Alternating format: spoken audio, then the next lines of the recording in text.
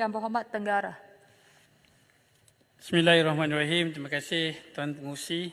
Saya mulakan dengan ucapan terima kasih kepada Yang Amat Berhormat Perdana Menteri 10 dan Kementerian Kemajuan Desa dan Wilayah yang akan terlibat langsung membantu 317 tanah rancangan Felda bermula tahun 2024 berkaitan pembangunan infrastruktur dan kesejahteraan warga Felda. Janji ditunaikan. Terima kasih. Saya mulakan dengan butiran 040300 Jabatan Kemajuan Masyarakat daripada 119 juta kepada 126 juta. Saya ucap terima kasih. Namun saya nak maklumkan di sini bahawa seramai 9,439 kaki tangan tabika kemas menerima hanya 800 bulan sejak Mac lalu. Sebagaimana disebut juga oleh Jelebu tadi. Jadi kita cadang untuk naik sehingga 1,500 kerana memandangkan kos sari hidup yang kian meningkat. Seterusnya butiran 050900 bantuan makanan tambahan kemas kekal, dan cuma saya ingin bertanya di sini kepada Kementerian, adakah peruntukan sebanyak RM3 bagi setiap murid sehari memadai memandangkan peningkatan harga barangan pada masa kini. Butiran seterusnya 051200 penyelenggaraan dan pembaikan bangunan kemas, dan butiran 051400 peralatan dan kelengkapan tabika kemas.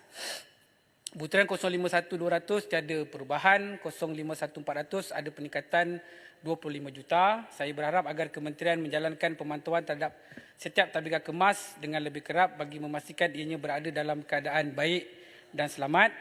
Kerana di tempat saya dimaklumkan ada yang perabotnya tu dan peralatan seperti meja dan kerusi 5, 7 ke 10 tahun dah digunakan. Jadi perlulah ditengok-tengokkan.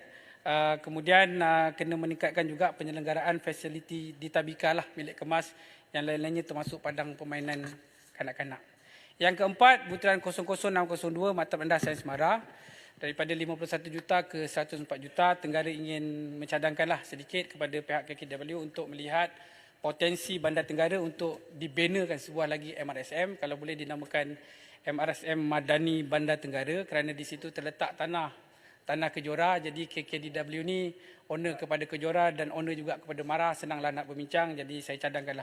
Kerana apa? Kerana di dalam Parlimen Tenggara ni satu-satunya parlimen lah saya rasa di Johor yang memiliki dua daerah pendidikan, satu PPD Kulai, satu PPD Kota Tinggi. Jadi sesuailah untuk meningkatkan prestasi sekolah-sekolah di sekelilingnya. Nombor 5, butiran 030300 dan 011100 Jabatan Kemajuan Orang Asli.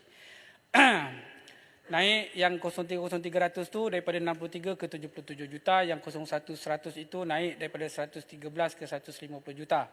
Di Tenggara ni ada 3 perkampungan orang asli, Kampung Orang Asli Sayung Pinang, Kampung Orang Asli Kempas Menang dan Kampung Orang Asli Pasir Intan. Jadi apakah perancangan untuk meningkatkan lagi infrastruktur dan sosioekonomi bagi masyarakat asli? Dan kalau boleh saya cadangkan di sini, untuk khidmat internet pun diberi penekanan jugalah kepada masyarakat asli, terutamanya yang memiliki sekolah kebangsaan di dalamnya. Dan kita nak tahu juga, Tenggara nak tahu juga, ada tak pelan pembangunan strategik masyarakat orang asli 2030? Seterusnya untuk jambatan luar bandar ni daripada 27 juta naik 57 juta. KKDW kita Tenggara mencadangkanlah supaya peruntukan yang pertama ni amat bagus, dan kita pun di Tenggara ada satu jambatan yang runtuh, Felkra Pasir Asam. Tenggara ucap terima kasih, kelulusan awal telah diberikan, namun ada pertambahan sebab spek dia bertambah. Jadi nak bertanya kepada KKDW, bilakah tambahan peruntukan untuk jambatan bagi pekebun Felkra Pasir Asam tu akan dibuat. Mudah-mudahan pada 2024 ni at least bolehlah terbina.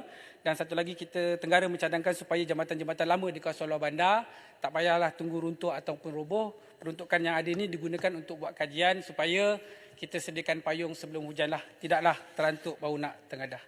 Jadi masa pun tinggal sedikit, saya pergi terus kepada Lembaga Kejora.